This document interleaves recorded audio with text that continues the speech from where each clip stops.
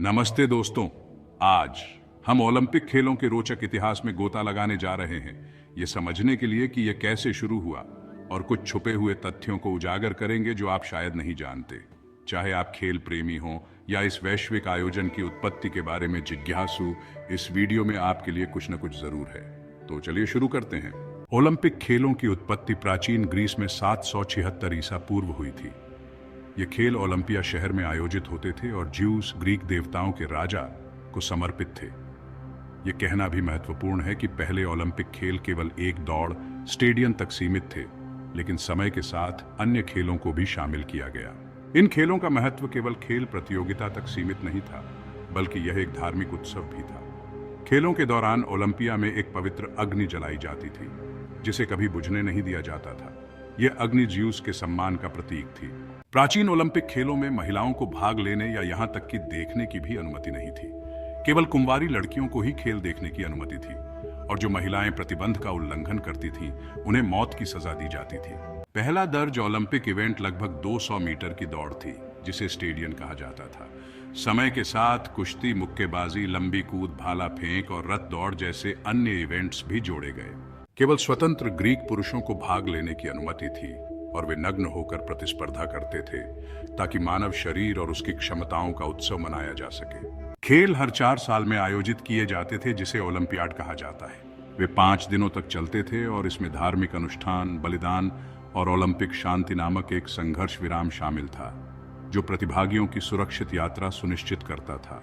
प्राचीन ओलंपिक्स 393 ईस्वी तक जारी रहे, जब रोमन सम्राट थियोडोसियस प्रथम ने ईसाई धर्म को बढ़ावा देने के प्रयास के तहत सभी मूर्ति पूजक उत्सवों, जिसमें ओलंपिक्स भी शामिल थे, पर प्रतिबंध लगा दिया। सदियों तक ओलंपिक्स में रुचि कम हो गई थी, जब तक कि 19वीं सदी में पुरातात्विक खोजों ने प्राचीन ग्रीक संस्कृति में रुचि को पुनर्जीवित नहीं किया।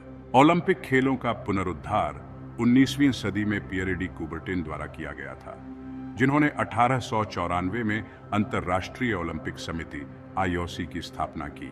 पहले आधुनिक ओलंपिक्स 1896 में एथेंस, ग्रीस में आयोजित किए गए थे, जिसमें 14 देशों के 241 एथलीट 43 इवेंट्स में प्रतिस्पर्धा कर रहे थे। ओलंपिक रिंग्स के प्रतीक में 5 इंटरलॉकिंग रिंग्स होती हैं, जो 5 बसे हुए महाद्वीपों का प्रतिनिधित्व करती हैं: अफ्रीका, अमेरिका, एशिया, यूरोप और ओशिनिया। इन रिंग्स के रंग नीला, पीला, काला, हरा और लाल हर राष्ट्रीय ध्वज में पाए जाने वाले रंगों का प्रतिनिधित्व करते हैं। ओलंपिक मशाल की परंपरा प्राचीन ग्रीस से उत्पन्न होती है, जहां पूरे प्राचीन ओलंपिक्स के दौरान एक आग जलती रहती थी। आधुनिक मशाल रिले 1936 बर्लिन खेलों में शुरू की गई थी। मशाल ओलंपिया ग्रीस में जलाई जाती है और मेजबान शहर तक लाई जाती है, जो प्राचीन और आधुनिक खेलों के बीच के संबंध का प्रतीक है।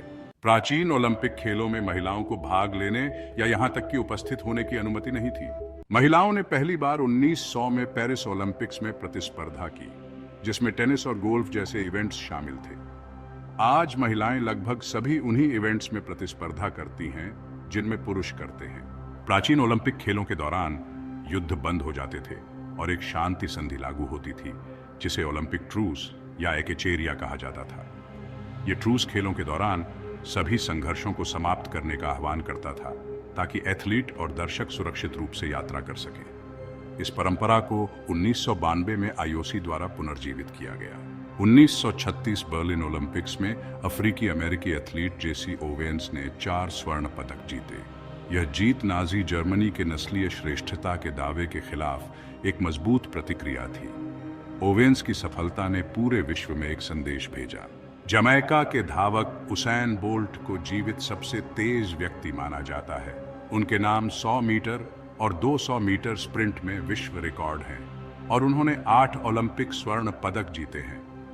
उनकी गति और प्रदर्शन ने उन्हें ओलंपिक इतिहास का एक जीवंत प्रतीक बना दिया है। माइकल फेल्प्स ने तैराकी में 23 स्वर्ण पदक जीते हैं, जो किसी भी एथलीट द्वारा जीते गए सबसे अधिक स्वर्ण पदक हैं।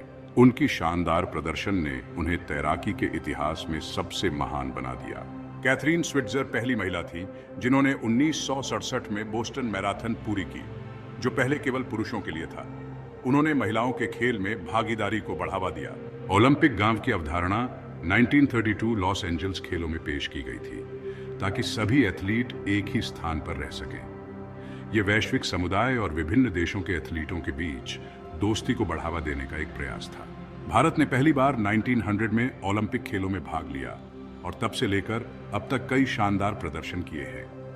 भारत ने हॉकी में कई स्वर्ण पदक जीते हैं और 1928 से 1956 तक लगातार 6 स्वर्ण पदक अपने नाम किए। महान हॉकी खिलाड़ी ध्यानचंद को हॉकी का जादूगर कहा जाता है।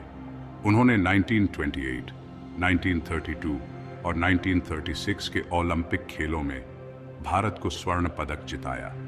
उनके खेल की कुशलता को देखकर विपक्षी टीमों के खिलाड़ी भी उनकी प्रशंसा करते थे।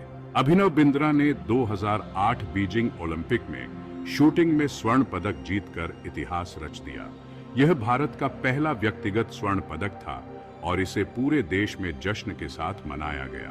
पीवी सिंधु ने 2016 रियो ओलंपिक में रजत पदक जीता और 2020 टोक्यो ओलंपिक में कांस्य पदक जीतकर एक और इतिहास रच दिया। वे भारत की सबसे सफल बैडमिंटन खिलाड़ियों में से एक हैं। मेरी कॉम ने 2012 लंदन ओलंपिक में कांस्य पदक जीता और वे 6 बार की विश्व मुक्केबाजी चैंपियन भी है। उनकी कहानी संघर्ष और सफलता की प्रेरणादायक कहानी है। ओलंपिक खेलों का इतिहास समृद्ध और रोचक है। प्राचीन उत्पत्ति से लेकर आधुनिक स्पेक्टिकल तक जिसे हम आज जानते हैं, यह एकता, शांति और उत्कृष्टता की खोज का प्रतीक है। यदि आपको ओलंपिक्स के बारे में यह गहन जानकारी पसंद आई तो कृपया चैनल को लाइक, शेयर और सब्सक्राइब करना न भूलें। नीचे टिप्पणी में अपने विचार और अन्य रोचक ओलंपिक तथ्य साझा करें। देखने के लिए धन्यवाद और अगले वीडियो में मिलते हैं। नमस्ते।